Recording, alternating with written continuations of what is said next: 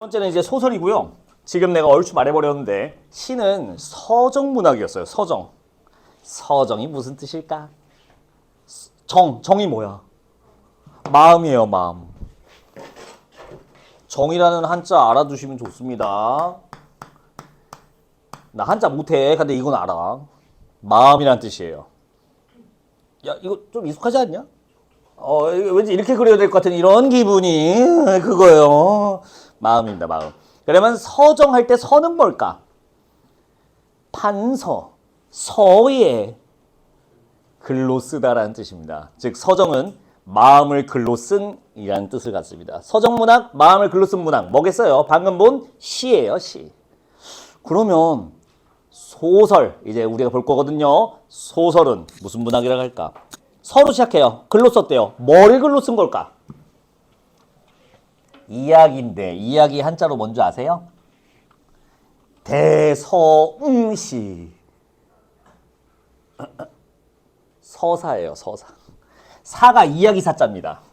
즉 서사갈래는 소설이라고 하고요. 이야기가 담겨 있어요. 이게 뭐 중요한가요? 매우 중요합니다. 여기에 출제 요소가 담겨 있거든요. 자, 서사 문학인 소설을 공부할 건데요. 중학교 기억을 좀 살려볼까요? 소설 3요소라고도 하고요. 어느 학교에 따라서는 이야기 3요소라고도 합니다. 뭐가 있었죠? 인물, 사건, 배경. 거의 뇌가 절여져 있어요. 주의식 교육에. 좋은 현상입니다. 인물, 사건, 배경이요. 그럼 또 여러분들이 또 의문점을 가져요. 아니 소설 빨리 읽어야 되는데 뭐 이런 걸 왜 따지고 있어요? 여러분들 솔직히 말해봅시다. 처음 보는 작품 읽을 때, 처음 보는 작품을 문제 풀 때, 모의고사 풀면 경험하게 됩니다. 다 읽고 나서 무슨 기분 들어요? 내가 뭐 읽었지? 이 기분 든다고. 시도 마찬가지야. 여러분들 이상한 시 하나 읽어요. 아 이게 뭐지? 하면서 쓱 읽어. 과제할 때 경험하셨죠? 이거 뭐야? 하면서 읽어. 다 읽고 나서 무슨 생각 들어요? 내가 뭘 읽었더라? 이렇게 됩니다. 목표가 없어서 그래요. 이렇게 하시면 돼요. 이제 시를 읽을 때는 이 자식이 무슨 기분인 거야? 하고 읽으면 되는 거예요. 그게 주제거든요. 그럼 서사는 뭘 읽어야 돼요? 누가, 뭔 일이, 어디서 일어난 거야? 하고서 읽으면 되는 거예요. 목표를 가지고 읽으면 내가 읽어야 될 게 보입니다. 이 세 가지가 바로 소설에서 출제돼야 되는 세 가지 필수 요소예요. 인물을 물어봅니다. 물론 그런데 여러분들한테 고등학생인데 다음 주 화가 난 사람 누군가요? 1번 철수. 이렇게는 안 물어봅니다. 반대로 가요. 인물의 심리를 제대로 읽었는가를 물어봅니다. 인물의 심리를 어떻게 알아요? 그 인물의 대사와 행동에서 추리하게끔 해줍니다. 여러분들 문학 문제는요. 옛날은 그랬을지 모르지만 최근에 아예 바뀌었습니다. 철저한 논리 추론 문제로 바뀌었어요. 문학은 여러분들의 감수성을 테스트할 생각이 없어요. 국어에서의 문학은 순수하게 여러분들의 논리적 생각, 추론적 능력을 테스트하는 거예요.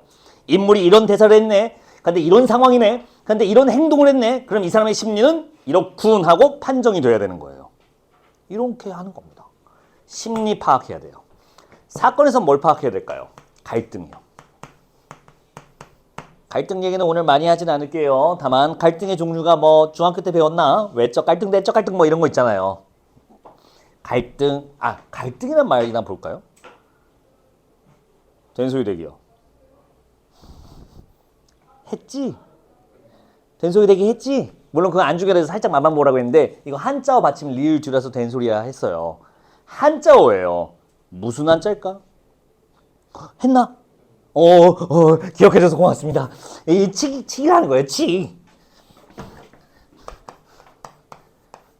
이게 칡 갈자인데 칡 혹시 아세요? 칡나무거든요. 먹어봤어요? 예. 먹을 수 있는 기회가 올 겁니다. 얼른 도망가시면 돼요. 엄마가 이제 여러분들 이제 아침마다 다음 주에 나와야 되잖아. 그럼 아침 이제 엄마가 이제 차려주고 먹고 이제 나가려는데 엄마가 아유 우리 딸 우리 아들 공부하느라 너무 고생하지 이거 좋은 거니까 먹고 가 하는데 검은 물 갑자기 들이밀 거예요. 얼른 도망가세요. 이거예요. 사람이 먹을 게 안 됩니다. 말도 안 되겠습니다. 그걸 먹으면 효과가 있어요. 와 이런 인생의 고통 이런 게 있구나. 공부는 차라리 행복한 거구나 해서 공부는 열심히 할 수 있는데 그렇게 좋은 약이 아니니까 얼른 도망가시면 됩니다. 자, 칡갈자인데요. 이 칡이 어떻게 생겼냐?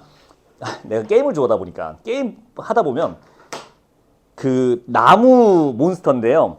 나무가 이제 적군으로 나왔어요. 나무 괴물이야. 뿌리가 어때요?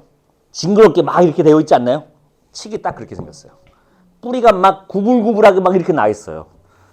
등은 뭘까요? 등나무예요, 등나무. 내가 세종 고등학교 쓱 봤는데 별로 없는 것 같긴 한데 이 등나무는요 혼자 못 올라가고요 어떤 기둥이나 담벼락 같은 거를 둥글둥글 말면서 이렇게 타고 올라가는 나무예요. 둘이 함께 있다 쳐봅시다. 어떻게 될까요? 서로만 꼬이고 꼬여 갈등, 꼬이고 꼬였다, 즉 편하지 않다, 순탄하지 않다는 뜻을 담고 있는 그런 한자예요. 자, 그럼 갈등에서는 뭘 해야 될까요? 결국엔 심리입니다. 갈등은요 상황 때문에 벌어지는 게 아니야. 상황에서 인물이 느끼는 심리에 따라 갈등이 결정됩니다. 예를 들어서 치열한 입시 현행 한국 치열한 입시 제도라는 현황이 있어요. 여러분들 기분이 좋아요, 안 좋아요? 사람마다 달라요. 안 좋으신 분들은 그럼 이거에 대한 갈등을 느끼는 거죠. 뭐에 대해 갈등 느껴요? 제도에 대해. 외적 갈등 이렇게 되는 거야. 근데 똑같은 상황이어도 좋은데요? 저는 똑똑하니까 저는 이걸로 서울대를 당당히 가겠습니다. 이 자식한테는 갈등이 아닌 거예요. 그럴 수 있어요. 사람 심리에 따라 다릅니다. 결국에 갈등 상황 파악은 이 심리랑 귀결되어 있어요. 긴밀하게 연결되어 있어요. 배경은 뭘까요? 배경은 기본적으로 두 개를 봅니다. 시간과 공간, 시공간이요. 그러면 이거는 어떻게 작동하나요? 자, 좀 다양해요. 일단 좀 쩔이야, 살짝 위에 거에 비해. 많은 정보를 요구하지 않아요. 그냥 시간이 툭 하고 나와.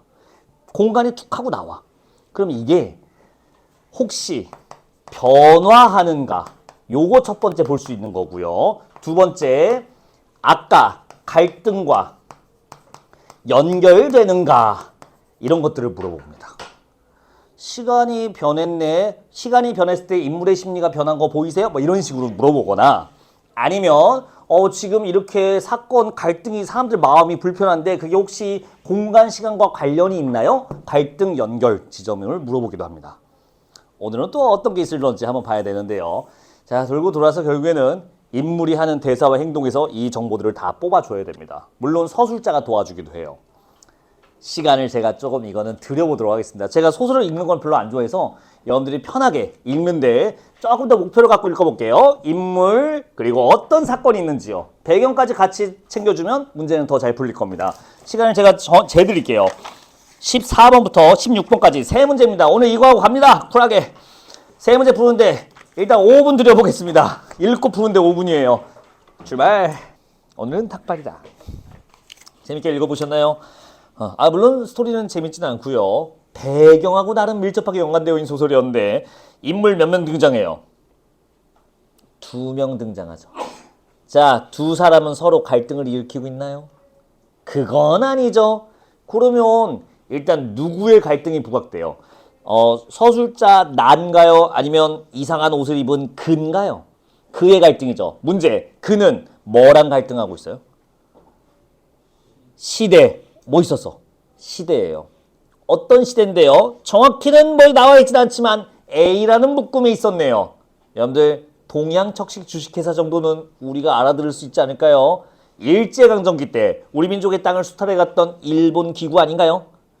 그러면 어느 시대인 거야? 말을 해버렸네. 일제강점기였던 거죠. 일제강점기의 가혹한 수탈 때문에 먹고 살기 힘든 그 당시에 어떤 사람이었나 봐요. 즉 시대와 갈등하고 있는 존재였던 겁니다. 문제 풀러갈게요. 끝났어요. 갈등 파악했고 인물 파악했고 시대 파악했으면 틀릴 리가 없습니다. 14번의 답은 1번입니다. 이건 인물 대사에서 그 사람의 마음을 정확히 읽었는지 그냥 물어보는 인물 심리 문제입니다. 네, 서간도 왜 갔어요? 그나마 거기가 살기 좋다고 해서 라고 써 있었어요. 못 찾았으면 여러분들 다시 확인하셔야 됩니다. 이건 내가 읽어줘봤자 의미가 없어요. 본인이 찾을 수 있어야 돼요. 나머지 선지도 보겠습니다. 선지 2번은 왜 답이 아닐까요? 오랜만에 고향 간 거 맞죠? 근데 어떤 사람들이 있었어요? 아무것도 없었습니다. 그냥 마을이 없어졌습니다. 그래서 2번 틀리게 된 거죠. 선지 3번. 부모님을 제대로 모시지 못했다는 사실을 감추고 싶은 심리가 있었는가라고 하기에는 이 사람은 무슨 행위하고 있죠? 나라는 서술자한테 다 털어놓고 있죠. 이거는 감추고 싶은 행위라고 보기 힘듭니다. 3번 X. 4번 정착하겠다는 의지를 품고서 아니요 벌이를 찾아라고 써 있어요. 돈을 벌려고 한 겁니다. 여러분들 정착은 거기서 머물러서 살고 싶다는 건데 그런 단서 묘사는 없었습니다. 4번 그래서 X고요. 4번이 좀 헷갈렸죠. 선지 5번 일본을 떠나 귀국한 것은 고향에 가면 일자리 잡을 수 있을 거라고 기대했다. 아니요. 고향에 가면 일자리 때문에 온 거 아닙니다. 그냥 그리움 때문에, 그리움이라는 심리 때문에 왔다는 걸 충분히 우리가 확인할 수 있었어요. 자, 5번도 이상했죠. 답 1번 나오게 됩니다. 질문 있을까요? 그냥 이렇게 나와요. 심리 확인 문제입니다. 뭘로 확인했어야 됐어요? 인물 대사로. 15번 문제 보겠습니다. 이게 이제 조금 어려운데 15번이 뭐 제시됐어요? 시대 배경 제시된 거 괜찮아요? 일제강점기의 상황이 제시됐어요. 근데 이걸 제시함으로써 우리가 글로서 서사, 이야기로서 문제를 다시 보세요. 서사적 기능을 물어봅니다. 서사 이 세 개예요. 방금 제시한 배경이 어떻게 작동하는가? 이거예요. 갈등과 연결됩니다. 어떤 갈등? 힘들게 사는 이 그라는 사람의 가슴 아픔이 좀 나오지 않나요? 그러면 이 그라는 사람이 어떻게 살고 있어요? 이 시대에.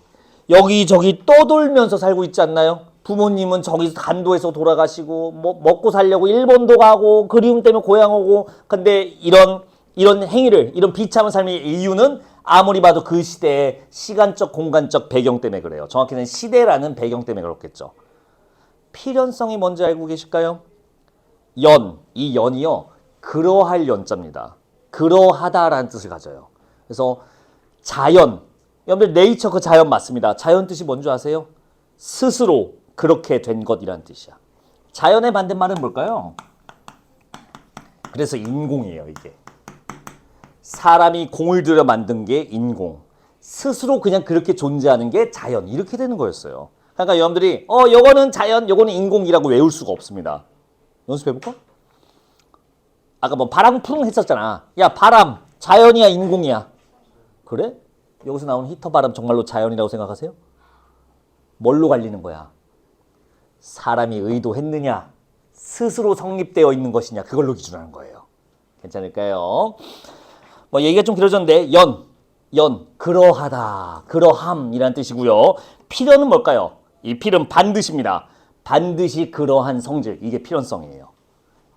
타당하게 이어져 있다는 뜻입니다. 이 사람이 떠돌게 된 이유가 혹시 시간적 배경이랑 관련이 있나요?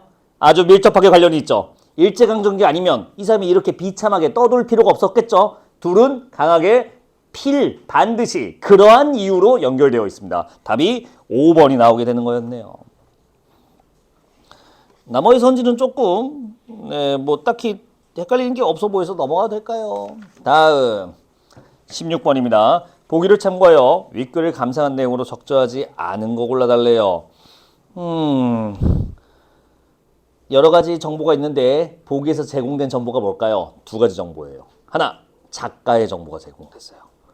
작가 현진건이 기자 생활을 했었다. 그래서 이렇게 리얼하게 알 수 있었다. 식민지배 현상을. 두 번째, 민족 전체가 어둡게 살고 가던 그 당시의 모습도 힌트를 주네요. 생각보다 답이 어렵진 않았습니다. 나는 개인적으로 좀 쉬웠다 생각하는데 1번 답 골라줬어야 됐어요. 읽어볼게요. 선지 1번. 고향을 둘러본 그가 괴로워하는 것은 일제 수탈 피해 고향을 버렸던 사람들이 지닌 죄책감을 반영했다. 자, 그라는 사람한테 혹시 고향을 찾아갔을 때 죄책감이라는 걸 느낄 만한 대사가 있었나요? 아니죠. 오히려 고향이 없어진 거에 대한 아쉬움, 그리움이 강화됐다 정도까지 가야지 여기다 대고 너 때문이야, 네가 죄책감을 가져야 되는 너무 서사랑 벗어납니다. 어처구니 없는 정서 해석입니다. 답이 너무 허탈하게 나왔죠? 답 1번 그냥 처리되는 겁니다. 나머지 우리가 찾을 수 있는 건가 보는데 용어 몇 개 챙겨드릴게요. 자, 여러분들 끝났습니다. 오늘 금방 끝나요. 선지 2번 보세요. 농민에 대한 동양 적식회사의 셔사와 중간 소작인의 횡포는 일본의 폭력적 식민 지배가 낳은 폐단을 집약적으로 보여준다. 여러분들 집약이 뭐야? 오케이, 이렇게 하면 돼요. 집중하여 압축하다는 뜻이에요. 아니 이게 집중해서 간데 압축한 거 맞아? 동양 적식 주식회사 나왔죠. 여기 본문에. 중간 소작인의 횡포도 있었던 것 같아요. 얘들이 압축해서 보여주나요? 당연하죠. 그 당시에 이런 불합리한 일들이 정말 많겠죠. 근데 이 두 가지 에피소드를 소설에서 보여줌으로써 그 내용들을 담아냈다고 한다면 집약이란 말도 틀리진 않죠. 그 당시에 있었던 불합리한 모든 일을 이 두 가지로 상징시켰으니까 집약이라 해도 괜찮은 겁니다. 압축해 놓은 거예요. 자, 선지자 한번 쉬우니까 패스하고 나머지도 어렵지는 않네요. 다 납득되시는 거니까 한번 읽어보시면 되겠습니다. 자, 오늘 소설은 여기까지. 소설은 좀 깔끔하게 끝낼게요.